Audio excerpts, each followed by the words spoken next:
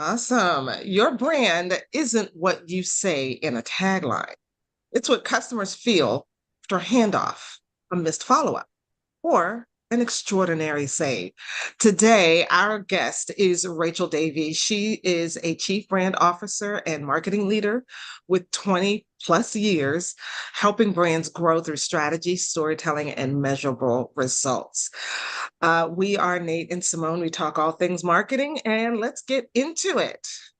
Hi, Nate. All Hi, right. Rachel. Yeah. Hello. Hello.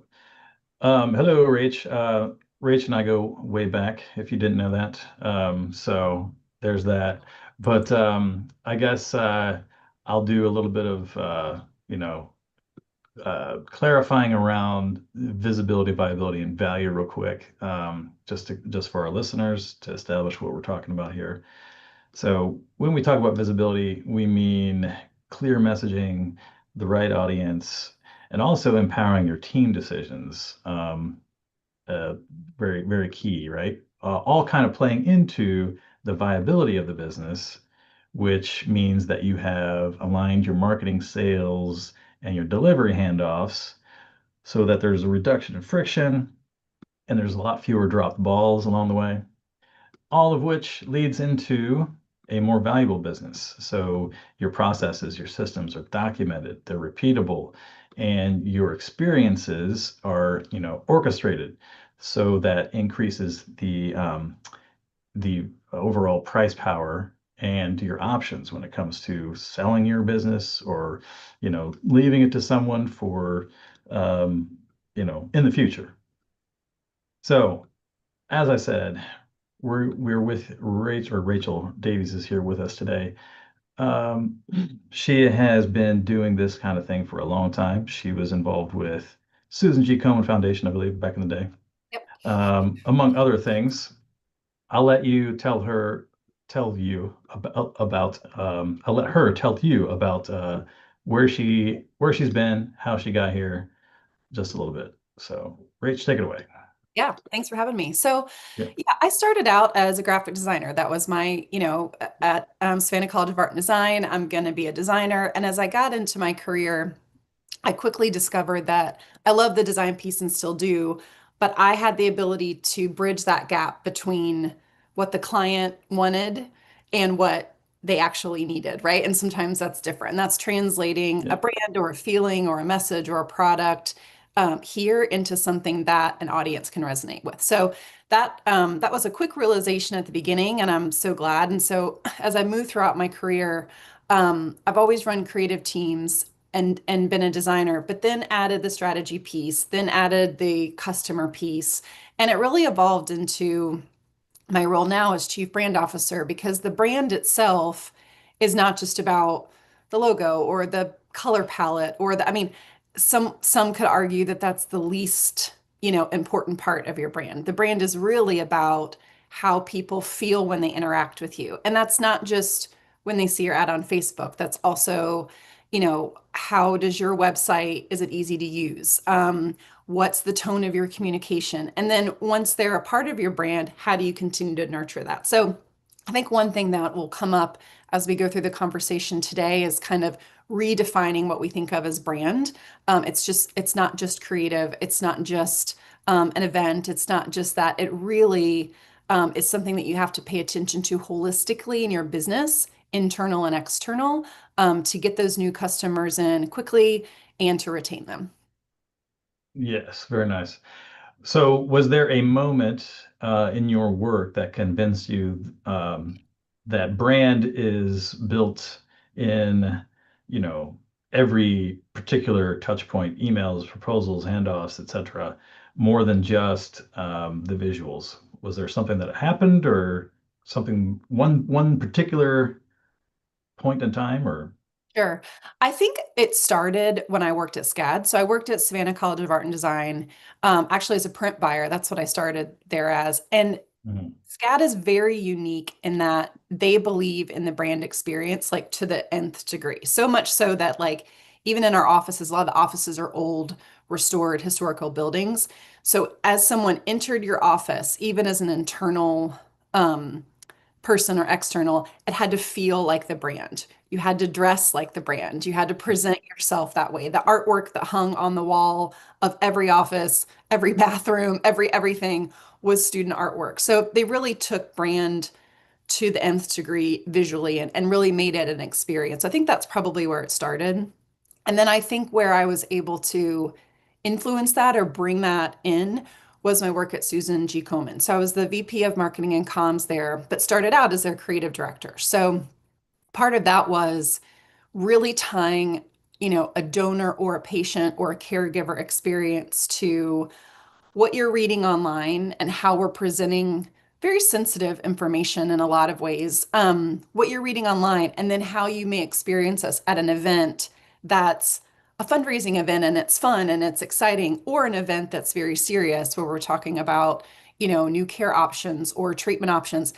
Even though those things are very different and have very different audiences, they still all have to feel like you're part of Komen. So I think my work there, the light bulb that went off was that brand is also going to show up differently depending on your audience and depending on the intent. So it can be something super, super serious, like, new treatments in breast cancer, cannot get more serious than that, to a really fun fundraiser where you're dressing up in a bunch of crazy pink stuff and celebrating life and celebrating the journey. Those two things can exist in one brand world.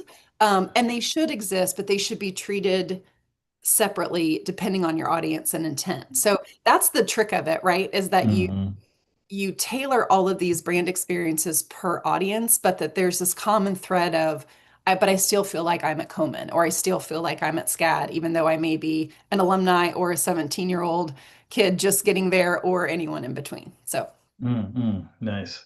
Yeah.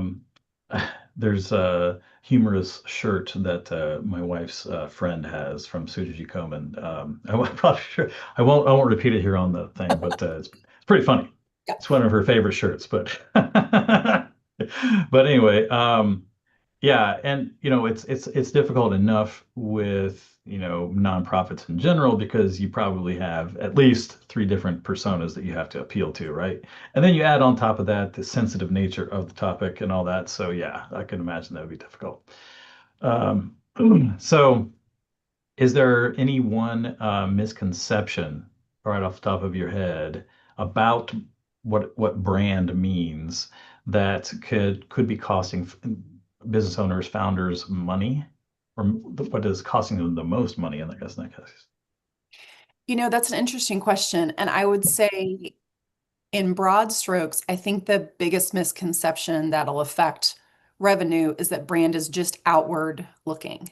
So there's a whole space for the brand buy-in for your employees, right? If they're all, understand what that experience should be for them too, the quality gets better, the innovation gets better, the alignment gets better. So I think a misconception, and again, that's not dollars and cents, but it can translate to dollars and cents because people are, if they understand what you're about internally, then they're going to express that so much better externally. So I'd say, to wrap up, yeah, brand, you have to think about it separately. External, of course, that's the one everybody thinks of, but there has to be a really intentional effort towards brand buy-in and brand understanding internally, and that can do nothing but help your business. Yeah. So I think the key points here is that you can look at brand almost as an operating system for your decisions and experiences within the business.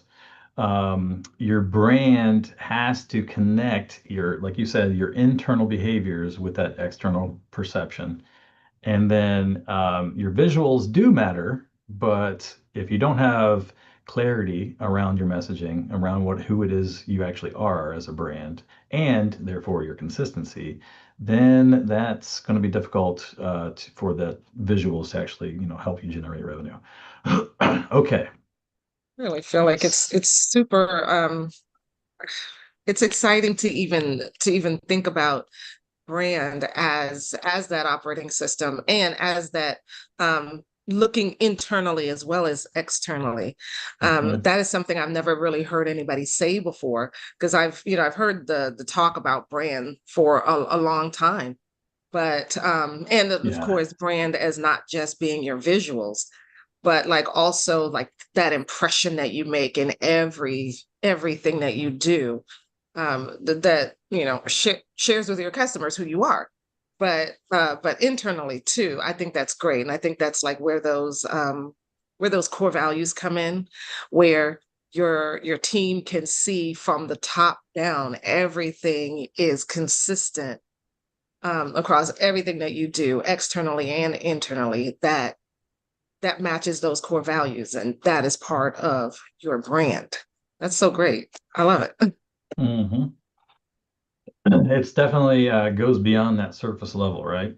So I think Absolutely. that's It's so much more than a logo and your colors it, and your typography. And yeah, all of which are what important, but I you used know, to tell people, like tell my artists, like um your brand actually informs what your visuals look like, right? You mhm. have to decide what it is that your brand stands for. What does your company stand for? And then that informs your visuals. So the visuals, would you say, Rachel, that the visuals would come after you've decided what your brand is? Yeah, 100%.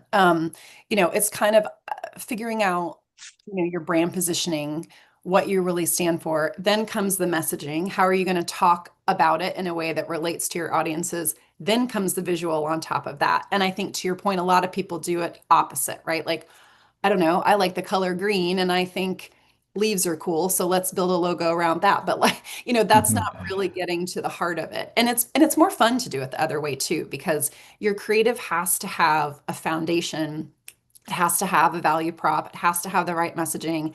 And it also can't just be one thing. So, an exercise that we actually did recently at Digilent is really taking a hard look at our ideal customer profiles. Who are we making the most money off of, right? We have this swath of clients and we love them and we don't want to, take away from any of that. But as we're prospecting and as we're messaging and as we're refining our marketing materials down to be more tailored, who should we be talking to? So we have several, we call them ICPs. We have several ICPs, and we're in the process right now of taking all of our marketing materials and really tailoring them per ICP. But again, to your point, it starts with like understanding that audience. So you understand who you are, you understand who you're trying to reach, and that's when all the fun stuff comes in, right? That's when the creative and, all of that comes with it. That's where it comes in because you know where your North Star is, right? Going along with that, do you feel that once you know all that, then does it just make it easier, generally speaking, to create all that, you know, the content that goes along with the brand and reaches the audience and all that? Yeah, 100%. And Okay. it's much easier to create as a designer when you've got that context.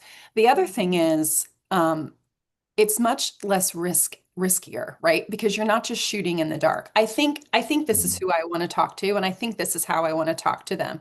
There's also a place layered in there if you can do it for a nice layer of market research, right? So, okay, I think this is my ideal customer profile. I think this is how I want to speak to them, but let's test it, right? And you can do Right. lots of different ways because you're about to invest hard-earned money into marketing, right? And so you can't do that without a playbook and a guidebook and some data. I mean, you can certainly, but you're risking your funds and you're risking that marketing investment if you don't have the foundation work set. Mhm. Do you have, this is kind of off the cuff question, but do you have favorite tools for doing market research like that? Well, so I taught a class of market research at MICA a couple years ago, and it was interesting because in that class, we had to do it ourselves, right? So it wasn't like you're hiring. So I've run the gamut of, we hired a really great research firm called Gut Check at Susan G. Komen that we ran all of our campaign testing through because particularly at a nonprofit, Yeah. I mean, you are held at such a high standard because people are donating their money to you and you Yeah. have to use it wisely. So there is no room for just guessing about whether your marketing is going to work in a situation Mhm. like that, right? So that was the high end, right? We did all the creative testing, all the brand testing. So we knew that what we put into market was going to work, right? So there's that fancy way, right? But the other way you can do it too is, gather lookalike audiences. So let's say, Nate, I identified you as someone who may work with Digilant, right? Which makes sense. So I have you, then I'm going to find other people that fit your profile and I'm going to survey you. And maybe I'll have a quantitative and a qualitative test. So you can do it organically too, just to get kind of your North Star. You can do that through a Google form. You can do that through, there's lots of ways that you can do some quick audience testing that are that only will cost you time and no money. So I always highly recommend that, especially when you're going out with a new brand or new creative or you've evolved it a bit, because it just gives you peace of mind that before you invest marketing dollars, you have a sense of what's going to work and not work before the first dollar is invested. Mm. Is there a metric that you rely on that tells you that the brand story is actually landing? I would say the most general metric across the different industries I've been is always ROAS, so return on ad spend, right? So if I'm putting something out there, and let's say, a gold star would be like a $3 ROAS, depending on what it is. That could vary widely if you get into retail, but I'm talking about kind of in a professional services model. For every dollar I spend, I get $3 back, or for every dollar I spend, I get X amount of visits. So you have to kind of figure out what your sweet spot is in there, but it's really important to track because you want to make sure that even if your goal is just awareness, right? You're not counting on your marketing to do any actual conversions. You still have to track against that to make sure that your investment's worth it. Mm-hmm. And if you start to Nice. see that slip, that's where you have two options, right? And this happened at Komen actually. So we had a campaign running for years, ran really great, had a very strong ROAS. Then we saw like dip and we're like, okay, there's two things. It's either the messaging and the creative have run its course or the channel mix is off. So, or it's a combination of both. So at that point, you start layering in new creative, tweaked a little bit. You start adjusting the channel a little bit to see if what you can, raising it, but in small increments, right? So you Yeah. never want to just ditch everything and then try a whole new plan because again, without testing it, you don't want to lose that momentum. But small incremental creative tests or small incremental changes in channel handled separately that can really inform you on what's causing the dip or causing the spike too. You also want to realize like if your ROAS shoots up, what's working and let's do more of that and let's shift creative messaging or let's shift channel mix into what's working. But the overall story of that is it's never just going to stay the same, right? It is never a set it and forget it situation with marketing and media. So you always have to find what the measuring tool that works for you, and you have to continually optimize that as you go. So Heard somebody if say recently, yeah. oh, I heard somebody Good. say recently that the point of marketing isn't to sell, it's to get the data. Um, and so I think a lot of us we forget that, and we're making decisions based on, oh, I like the color red more than the color black, and so that's what we should use. And it's like, yeah, but what's actually landing with the people who see it? That that should be more important than our own opinion, and those numbers will tell us what's really going on.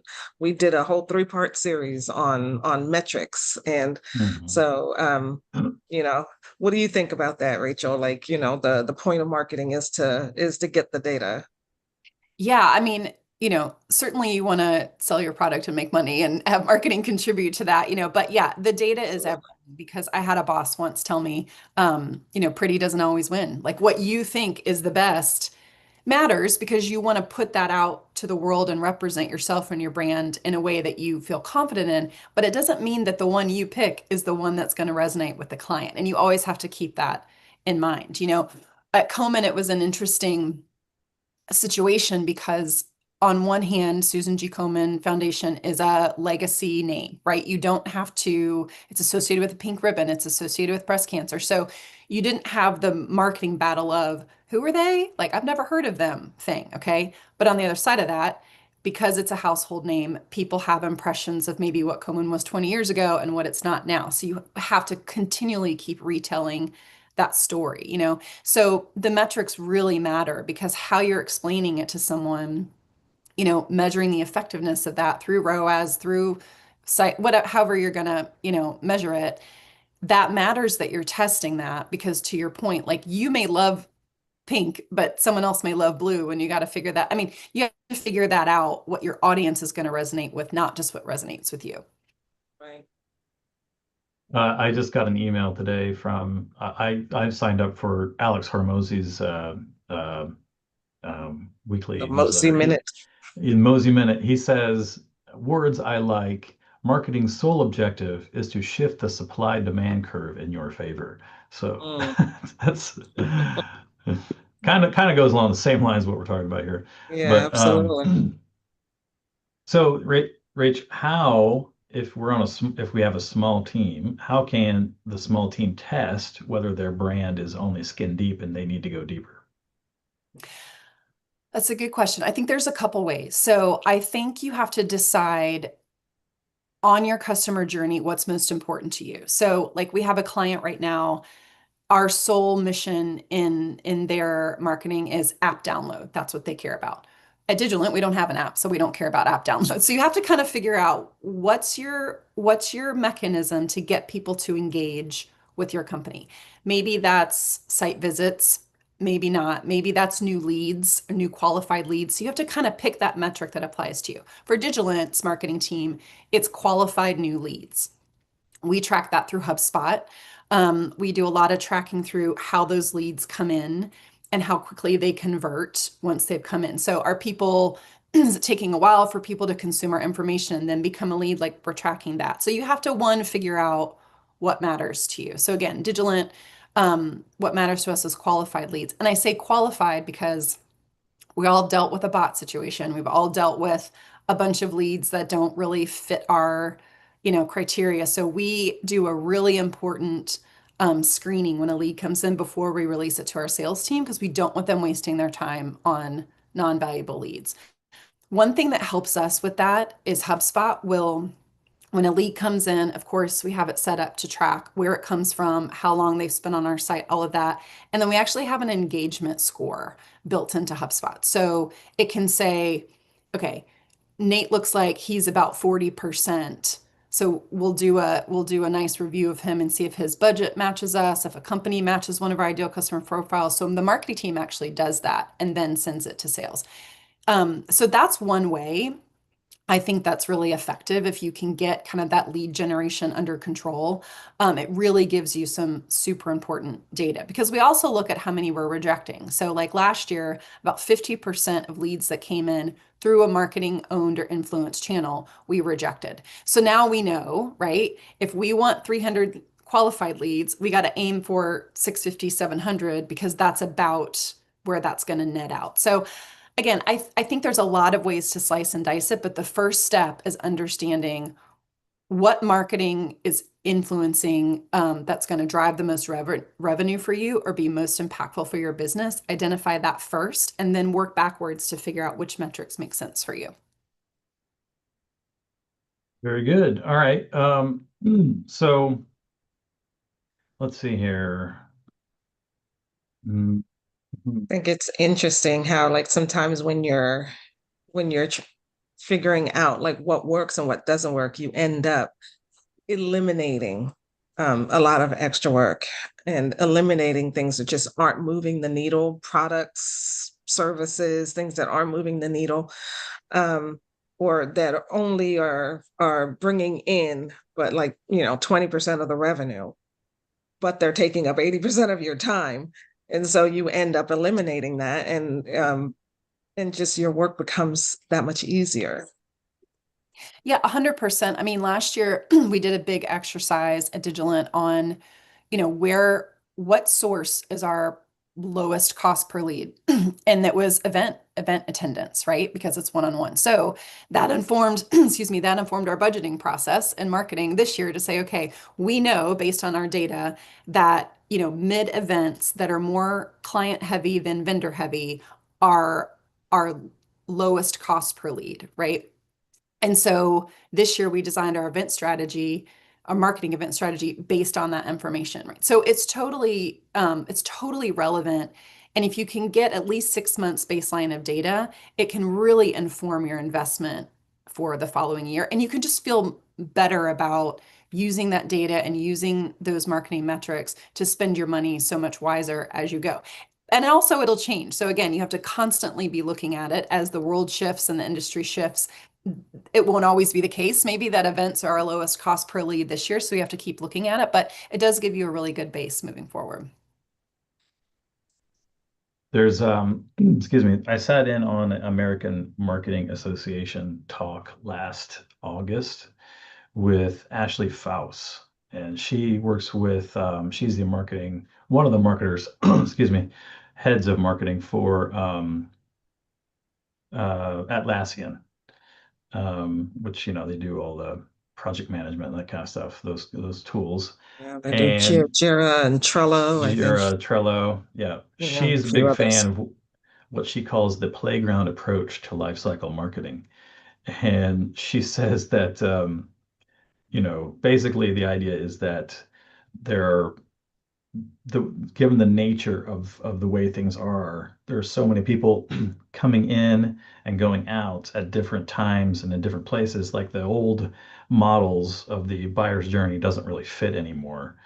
Um, so in that case, then, like, I mean, you mentioned buyer's journey and whatnot. So are you guys, do you feel like, is it difficult to track that kind of thing and really figure out what the next step should be then, or?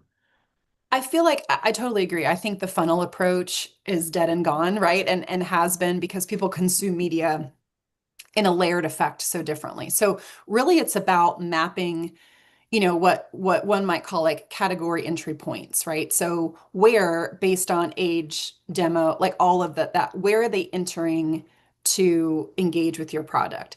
Is that after 6 touch points on their phone? Is that here and there? And so when you work with a company like Digilent, that's a big part of the media planning process, right? We're going to analyze and evaluate category entry points to help inform you where best to hit your spend. And also, of course, that informs the creative and the messaging work because how that all factors in on how you're going to speak to someone about it. So it does make it more complex because it's not like you get an Yeah. email, they fill out a form, then they get it. Like it's just not that anymore because it's the funnel approach to conversion doesn't work now. But it's also kind of exciting because you're not stuck just in that like very strict marketing mindset, and you can really dive into those entry points and when they're coming, how they're coming, who are they, and all of that data is just really, really rich in informing your marketing programs. Yeah, so it's not like we're getting completely away from the old stuff. It's more like you can kind of start there, but then realize that things have shifted, and I guess you're gonna have to test and as appropriate.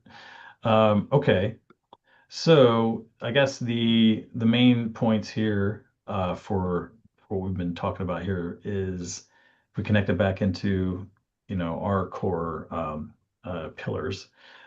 So visibility, we are messaging, we're making sure that we have clarity around our messaging for the right leads. We are working on our brand consistency through handoffs to increase viability in the business. And then, of course, value. We are codifying those experiences so that they're repeatable and trained, I think is key, right? I guess trainable in our staff and that can kind of carry forward. Okay, so let's get into a little bit more about visibility here. Um, what is your go-to exercise to sharpen positioning in under an hour? How long does it usually take? An hour. But we just in fact we had a leadership offsite last week in New York, and this came up a lot, right? And I think what you have to do is I like a what's called a 3-layer approach. So basically it's a lot of listening, right? What new products are out? What's combination of products that are happening? Like as a marketer, you have to really understand um, the products, but not how they work, but how they're going to impact the client ultimately. Because, how a super complicated ad tech space works, I don't necessarily need to understand, but I need to put myself in the client's shoes to understand how is this going to make their media and their marketing more effective, right? So it's a lot of listening. I call it a listening tour, right? You just have to absorb the information. And two, I think with the three-layer approach, you start broad and then you get into detail, right? So here's a blanket statement according to, maybe your 3 or 4 ideal customer profiles about why, let's say, Digilant in this case matters to them in general, right? Then why would our analytics part matter to them? Why would our advanced planning matter to them? Why would our, really broad set of partners that otherwise they could access on their own matter to them? But you have to layer it like this, because I find that if you just come at it as these are the 3 things that Digilant's about, and everybody just says the same thing to everybody, it's too vague, right? I mean, in this culture that we're in now, people don't want vague, they want specifics because they have a lot of choices to make, And so by layering it, like let's get the broad one kind of out of the way, or let's let it sit here, right? But then let's like get into very specific messaging lines and positioning lines about our product and services. So as a salesperson, I can say, okay, I'm talking to Nate today. He owns his own business. He's super marketing savvy.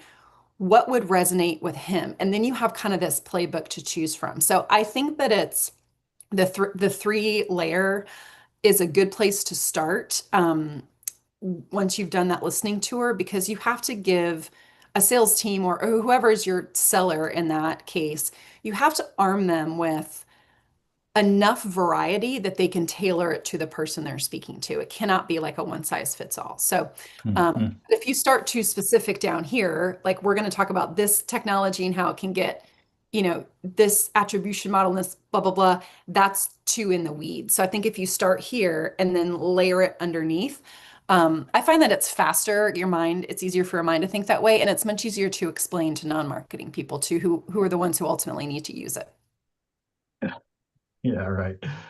So going along with that, then, if speaking of non-marketers, how would you empower a non-marketer who maybe is part of the company to be on brand in their daily decision making in that case?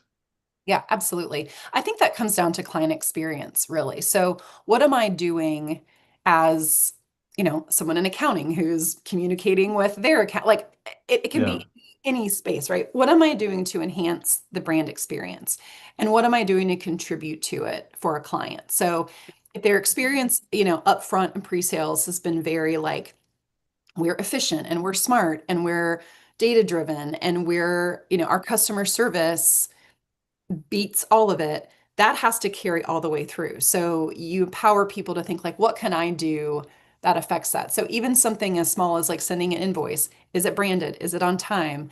Is it personal? Do they know how to reply back to a real person? That type of things. I think you have to just put yourselves in your shoes. And it's not a bad exercise in smaller team meetings to Mhm. talk about that out loud. Like, how am I contributing to this? And really also focusing on the people who maybe that's not an obvious person to ask. That's almost who you start with, because it's those little details in there. And people, people may not say ever, wow, the finance department really made me feel like I was part of a brand, but it is sinking in the back of their mind that if the experience of the company all the way through is seamless or is consistent, that's going to build trust and that's going to build comfort. Yeah, I have run into this issue with clients, particularly a kitchen bath remodeler, and trying to convey to them the importance of, once we have the positioning figured out for the brand, this needs to be communicated from the start to all your new hires, and figuring out how you're going to go about that and getting everybody on board with that. It can be tricky, especially in that industry, because people tend to have their own mindset about, we're going to do things a certain way. But if the way things are done is part of the brand, then that becomes really tricky. But anyway, so um, what what would you do, or excuse me, what would you stop doing for 30 days to improve your in order to attract better fit leads? I would Let's say, yeah, go probably, ahead. no, go ahead. No, I was going to say so what would you stop doing for 30 days? So like, That's um, if there's something that, I guess maybe that's something that's should be obvious that should be stopped. Um, or maybe something that's attracting the wrong people. how to go about figuring that out. Yeah. I would say I would say any kind of cold call or cold email, I would just stop. I mean, if they're not mapped to a lookalike audience that you know may convert, but I think the days of like list buying email lists and just hoping that it goes out. I also would stop, and I get a lot of them in my email things. The tone is a little threatening, so it's like, well, if you don't want more leads, then I guess that type of thing. I would stop that Mm, immediately. mm, So mm. I think emails on the edge of, as far as prospecting goes, really it's just not effective unless you have a relationship, unless you can tailor the email specifically, unless you have an incentive, unless you have a compelling ask. But the cold list email, I would stop immediately because I don't think it's doing you any good. There are lead generators out there screaming right now. I I know, know. right? I just, I could be wrong just based on my experience with where I've worked. They're just not effective. I mean, I think the stats less than 1% is even going to open it. So the amount of time it takes you to figure that out and buy the list and the content and the design and the execution and tracking it, like all of that's a lot of time to send. Not not to mention setting up the domains and the email whole emailing platform and all of that. Yeah. It's a lot. Yeah. So I think you have to evaluate what it's that balance, right? It's that sliding scale of what is taking you the most time and what is getting you the most, qualified leads. And you have to figure out whatever's on these two extreme ends, stop that immediately and go for what's more in the middle. Hmm. All right. So, going along that lines, then what is something that, especially smaller businesses maybe, thinking like, service-based, if you have an opinion on that, but what is something that they can do immediately to improve their visibility? Like, Yeah, I think that you can't discredit organic. I mean, it's harder to get the conversion, but how you're showing up on LinkedIn, the quality of your content, is it engaging? So are you talking at people or are you inviting them into a conversation? Are you asking people's opinions? Or are you just having ChatGPT write a blog about channel yeah, mix? Like that, anybody can yeah, do yeah, yeah, that yeah, now, right? We're in a whole new yeah. era. So I would say one thing you can do, especially in a B2B situation, which is a little harder sometimes, is really think about your content engagement. I'd also say the more you can tailor your content and your topic and your engagement to specific audiences. So maybe this one piece of organic marketing content you have won't work for everyone. That's okay. But you need three pieces that are going to hit those ideal customer profiles. So it doesn't have to be so dependent on this one thing is going to solve all of our engagement issues. It's never going to be that way. So I think a better use of time is, again, really understanding your audience and what's going to resonate with them and tailoring that content to those 4 or 5 different profiles, as opposed to trying to make one big thing work for everyone. So I think that's a better use of time. You've said multiple ideal customer profiles on multiple occasions, so I'm wondering how many do you think people should have in that case? So it depends on the business. We're a business. We have three. So I think Hmm. 3 to 5 is probably about right, depending on who you are. I worked for a company called YPO, which is a membership organization for CEOs. Um, that was a little different because the service was the people, and I think we had like 12, different types of members that we would tailor. So Yeah. I think it varies, but I repeat it a lot. One, because we're in the middle of it right now, so it's fresh on my mind at Digilant. But I repeat it a lot because from a brand perspective and from a creative perspective, it's just such a solid playbook, which ultimately results in your marketing dollars going a lot further and being a lot more effective for you. Mm-hmm. But then, of course, that means that it's, triple or quintuple the amount of effort that it goes into producing content.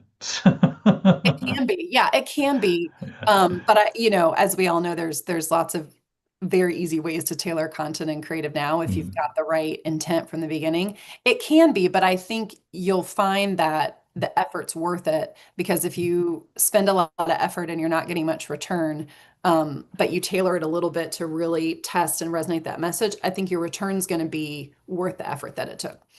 mm. Yeah. And then there's value in quality over quantity, right? Yeah. Make it better Right. content.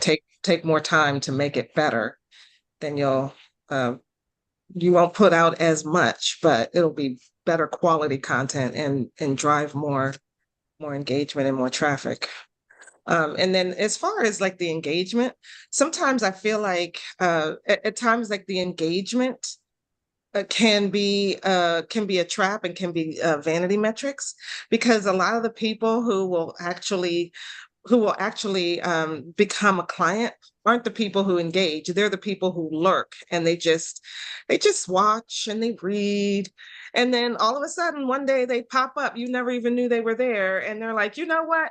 I've been watching you for a while and I think you're the person for me. And let's do it. Yeah, Let's get on a call and I wanna work with you. that's absolutely true. I think that, I couldn't tell you how many website visitors we have because I don't look at that anymore because it doesn't do anything for me. What I'm really concerned about is where these qualified leads are coming from and Mm, what's making them convert and what's the balance of, are they marketing qualified, sales qualified, how they're going through that funnel. But to your point, email is important and posting is important and all of that. But is there a magic number? We have to grow our followers by 1,000 every year and that's going to equal success? Absolutely not. Because to your point, the way we're interacting and consuming media is totally different than it used to be. So I do mm, think I'd recommend highly to any marketing department to not get too obsessed over, like you said, vanity engagement, because it's not really telling you the story. What is making people convert? What is making mhm. people um, come back multiple times? That's the stuff that's important because likes and views and all of those metrics, I think we probably overall see that go down as people are just overwhelmed with the amount of information they have. Yeah. Okay. So just to wrap that visibility portion up, um, basically visibility improves when your story is simple and it's on repeat. I think you mentioned that earlier about Susan G. Komen having to repeat that message over and over again to, even though the visuals may have changed and that kind of thing, it's still kind of rooted in the original message and what the whole thing is about. And then it's owned by everybody on the team, right? Not just the marketing department. So those are keys.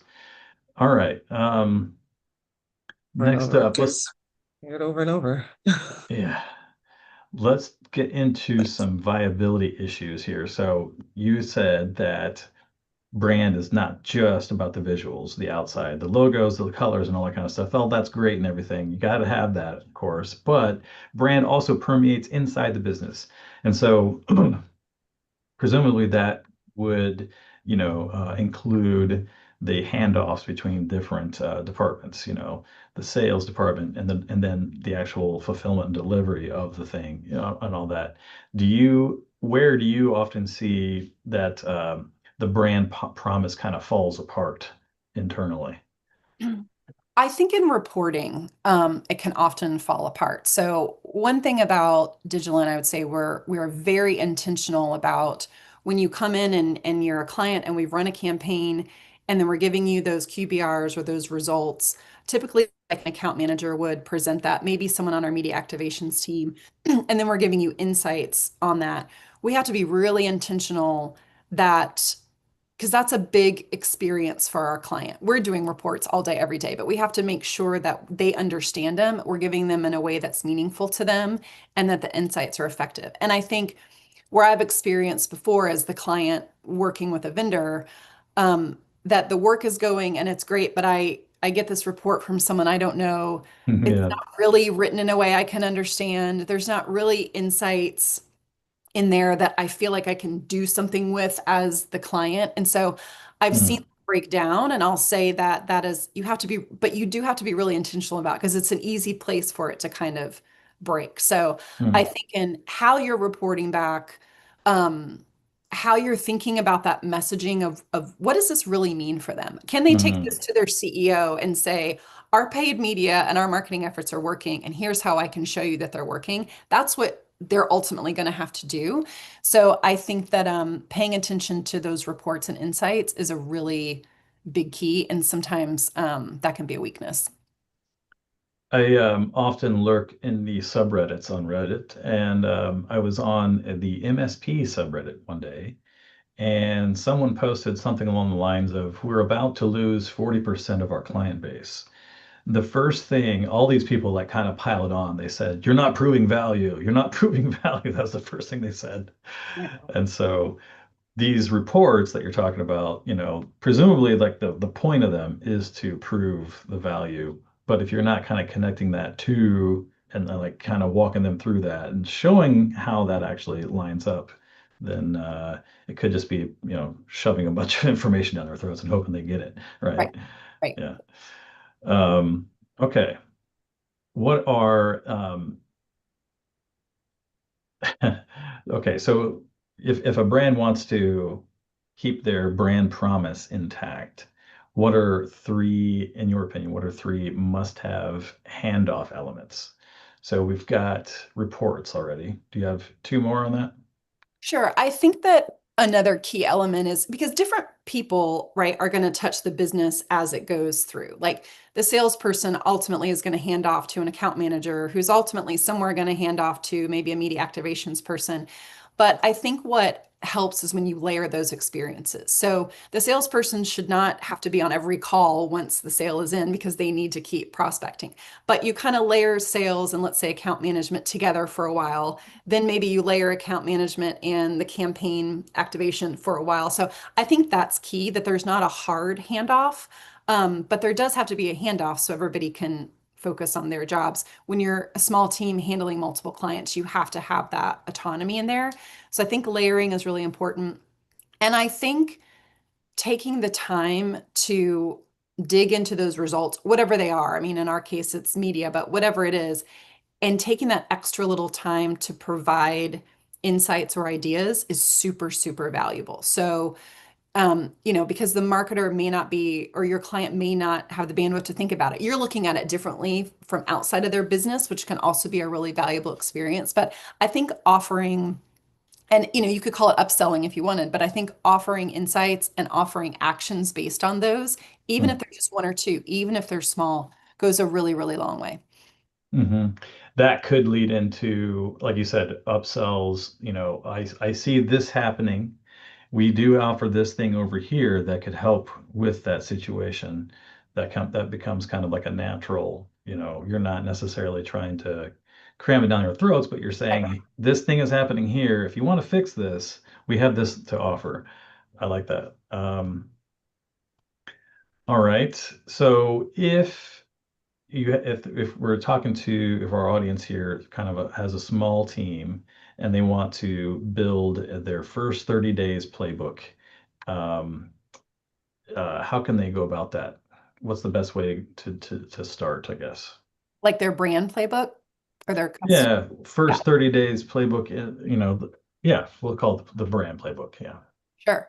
I think I would start with, really clearly laying out, what do you want people to experience when they work with you or your company? That's big, small, whatever. That's the first part, right? So not to start with products and services and, pricing analysis and all that. Of course, you have to have all that, but from a brand perspective, what do we want people to feel like when they work from us? Start there, right? Maybe those are six or seven things, and then build, okay, this is what we want them to feel.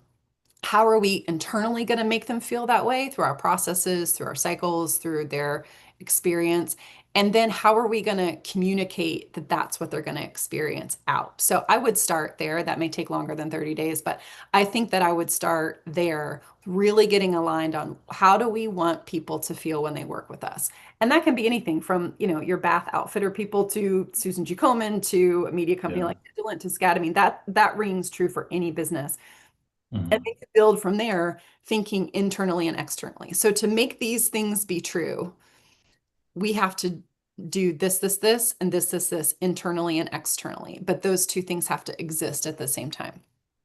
So you kind of think Yeah. about that age-old question, like, what do we need to do to make this be true? That's always a great start. Mhm. Yeah. It's like, was it Stephen Covey, right? They begin with the end in mind, Right. Yes. Um, and the other another famous quote comes to mind as well. Along is people might not remember what you say, but they remember how you make them feel, right? So that's key. You want to make sure that you're orchestrating that, I guess. All right. So viability in your business is about internal alignment and execution.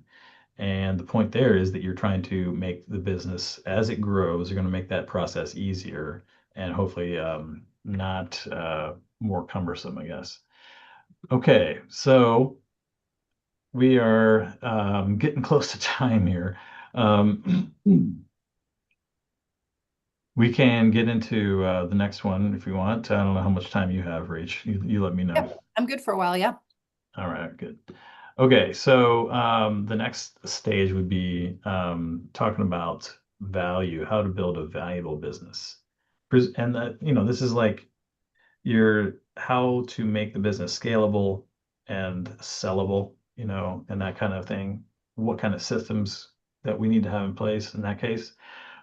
So, Consistency, um, yeah, exactly. For consistency, repeatability, the thing, predictability, less right? We founder know, dependency. yeah, we know that this is the outcome that we can depend on if we do things this way, right?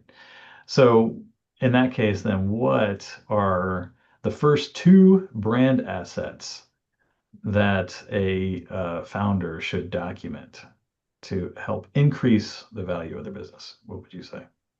Well, I think this is an obvious one, but you have to have a website that explains what you do.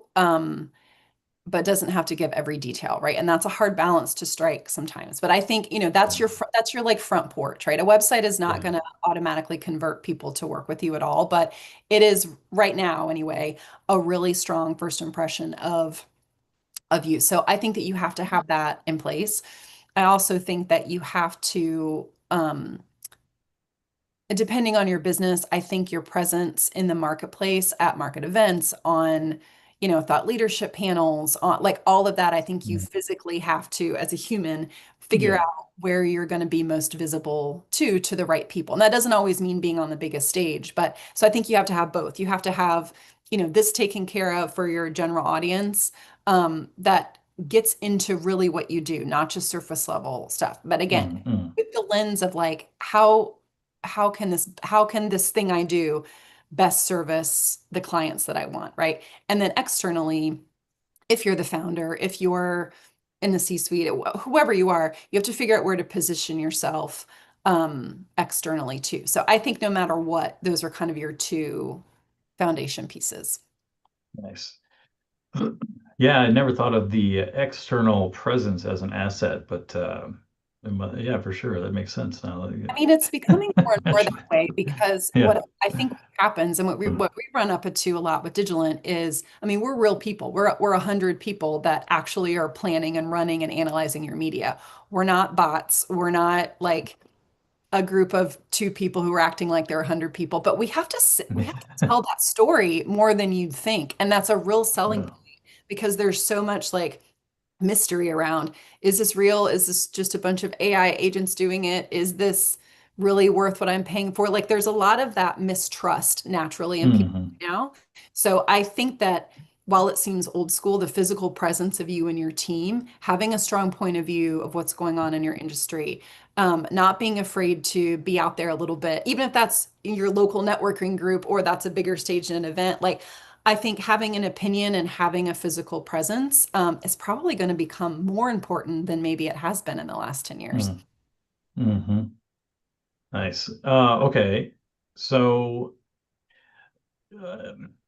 part of, the creating predictability in a business and systems and that kind of thing kind of gets into concepts that are familiar with franchising and that kind of thing. You could almost call it productizing, your offer.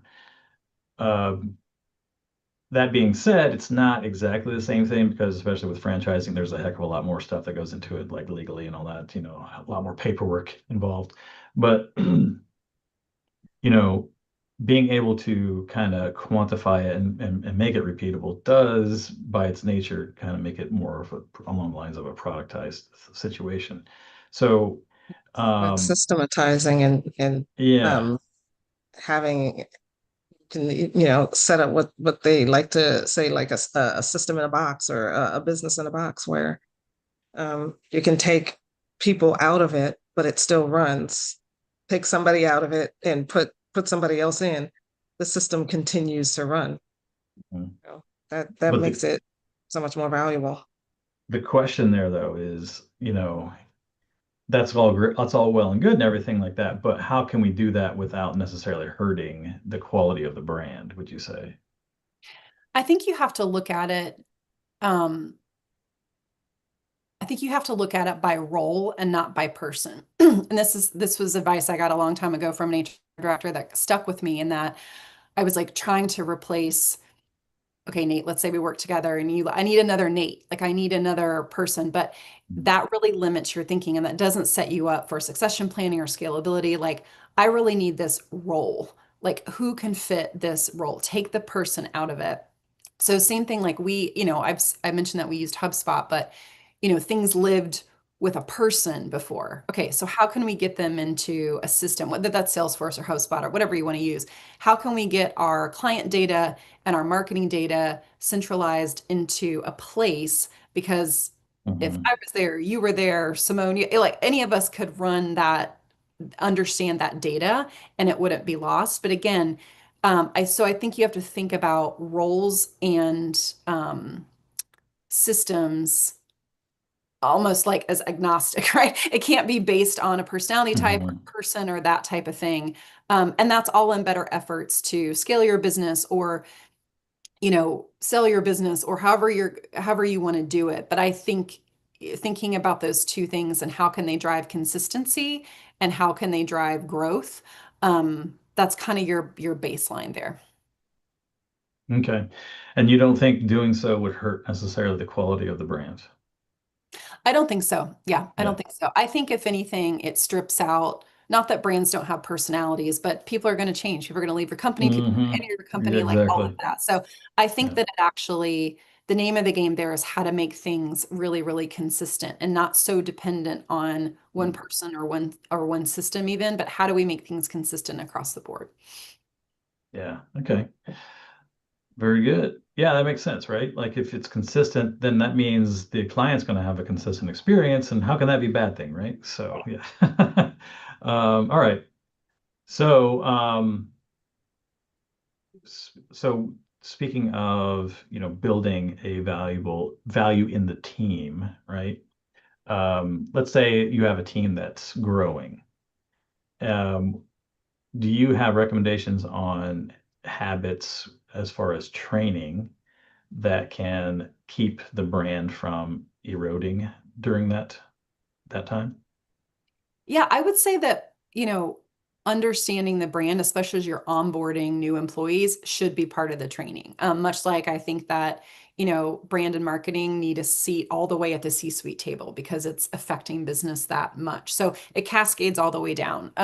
We're Mhm. onboarding a strong hire in the next couple weeks, and part of that is do you understand our values? Do you understand our proposition? So I really think that it is same thing at Susan G. Komen, like there was a brand part of the onboarding that you had to do. So I think that that's because it sets the tone too to your new employee, whatever level they're at. This is important. It's important that you get this and ask questions about it and understand it. So I think it almost is its own element up front in the onboarding for sure. And I also think it doesn't hurt to do a refresh. Like we recently at Digilent, evolved our look and feel and our tone a little bit. And we talked about that at an all hands meeting. This is why we're doing it. This is what it looks like. This is what's different. Get excited about it.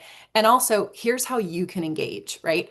A simple like share on LinkedIn, a simple whatever. Can you raise your hand if you want to be part of a webinar series? Like, so always leaving them with not just here's our brand and here's what we stand for, memorize it, but that engagement piece, that engagement Yeah. piece of like, here's how I think you can contribute to our brand consistency and strength, or how do you feel like you could? So really leaving people with something to do after you go through that is an important part of it.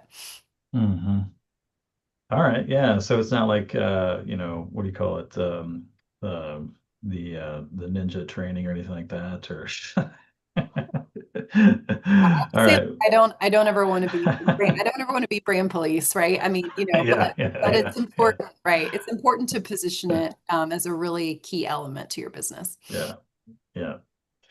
All right. Very good. So, all right. So for our listeners out there, if we're trying to build value in your business, understanding that value comes from building reusable systems and experiences, I think is most important there, that are going to outlive any one person. All right. So it's Including the not founder. necessarily, yeah, yes. It's not necessarily about how great your team is. Don't get us wrong. It's fantastic. Personalities do matter, but the actual function that they're serving in the business needs to be able to be filled by other people coming into the business if that person decides to move on, right? And you always have to plan for that eventuality, right? You can't assume they're going to be there forever. So, okay, very good, very good. Let's see here. How Well, about I know we're getting into 12 minutes after now. How you doing on time? I'm good. I probably got 5 or 10 more minutes. All right, that's fine. We can start wrapping up here, I think. how about like Um, pitfalls to avoid and some quick yeah, wins? yeah, we can get into that. How about that? Can get into that, Um, yeah. so here's a quick um, tidbit I think maybe that the listeners can take away. If a founder listening out there can only fix one thing this week, what should it be and why? It's a great question. Mhm. I think that we only have a week, to fix it. 1 week. Yeah. Yeah. Wait, I think the fix is, and maybe it's not a fix, but it's something to focus on. But I think thing this week as a founder, pick a client that is super happy with you and pick a client that is not super happy with you and talk to both ends of that spectrum and just ask them about their experience. And you'll probably find a lot of takeaways there, brand systems all the way through. But if I had Yeah. a week, that's what I would do. Do you think it would be necessarily an easy thing to do, especially if you're talking to someone that's not happy with you? Is it better to have a neutral third party in that case? Well, it depends, And right, on grow how well, some thick skin, right? yeah, Yeah. on how well you know them. But I think that Yeah. if I'm the client, and I've had this happen to me before, if I'm the client and I'm unhappy, the fact that the founder or the CEO or whoever is taking the time to understand why instantly helps me build trust, that they care about what's going Mm, on. Because it's much yeah. easier to talk to people who love you, but um, that feedback is not going to be as valuable as the feedback you get from someone who may not be happy with you, because you may be Yeah. super surprised about how easy that is to fix. But I think just by the act of asking them what they think and their experience, that goes towards building trust and appreciation. hmm And you're talking picking up the phone and calling Pick up them? the Is that, phone. Yeah, pick up the phone. Don't okay. email them. Don't text them. Okay. Get on Human video. to human, huh? Get human to human. Yeah, get human to human. Sure. Nice. Mm. Okay. What is a low-cost way to validate that? Let's say that they have worked on their new messaging, right? What's a low-cost way that they can validate if their new messaging is working? Well, organically, I mean, testing on social is about the easiest, fastest, cheapest thing you can do. So let's say you take a blog post, right, about an opinion. Um, post that 3 different ways with 3 different creatives. Maybe the base content is the same, but how you're promoting it, do it 3 dramatic ways and see what is resonating most. And again, those metrics are up to you. Is it interactions? Is it comment? Like whatever that is. But I mean, we're all tired of social media, but it's still, the fastest, cheapest, easiest way to get some creative Yeah. testing out there. Most bang Yeah, for your buck. I was telling somebody the other day, like, you may be not be a fan of Zuckerberg or whoever, is controlling these systems, but they've done a whole lot of the work for you, right? They've gathered 2 billion people on one Yeah. platform Yeah. that you might want access to. So it kind of, I feel like a lot of us, we have to get over the way we feel politically or whatever about a certain person and use the tools that they Or, provided or, to or put us about in the way front of we a lot feel of about people. these platforms. Yeah, about them spying on Like us them and or love everything. It's them. like, yeah, it's like, yeah, they are spying on us. And as a regular consumer, it's very creepy. But as a marketer, it's data gold. Yeah. Yep. you know? Yep. Gotta love it. All right, very good. So let's get into wrap up here. Um, the if we had to summarize the conversation here, brand is the sum of interactions. Those that are felt, remembered, and trusted. And actually, Rach, does that sound good to you, or do you have something else to add to that, or No, what's your? absolutely. Yeah, Yeah. absolutely. Okay. All right. Um, Visibility, we're creating clear messages, we're empowering our team in order to get the right leads. Viability, we are making sure that our promise, the brand promise, matches the process, right? And so that all leads into consistent delivery and consistent client experience as well. And then we're building value through documenting, productizing our service potentially, having trainable systems, making sure that that's part of the onboarding process, especially with new hires. That leads into scalability and optionality later on. If you like what you hear, Simone's going to tell you what to do about that. Um, well, first of all, subscribe to this channel so you can get more. And we'll be bringing even more guests who are as great as Rachel. And Rachel is a good one. Thank you so Yeah. much, Rachel, for being Good here with us today. conversation. Yeah. Yeah, good conversation. Visit her if you want to connect with her. Visit her at digilant.com, and it's spelled DIGILANT. We'll put that in the show notes. .com, and we also want to let you know that if you have come up against a growth ceiling in your business, take our growth ceiling assessment. So to pinpoint where your business is actually hitting that ceiling and which V to address first. What needs to happen in your business to overcome that ceiling? Well, we'll help you with that. So a parting line, we want to let you know that when your message, your moments, and your mechanics line up, your brand stops being just this decoration and it becomes actual revenue in your business. So thank you so much for being here with us today. Give us your biggest takeaway in the comments below, and we'll see you next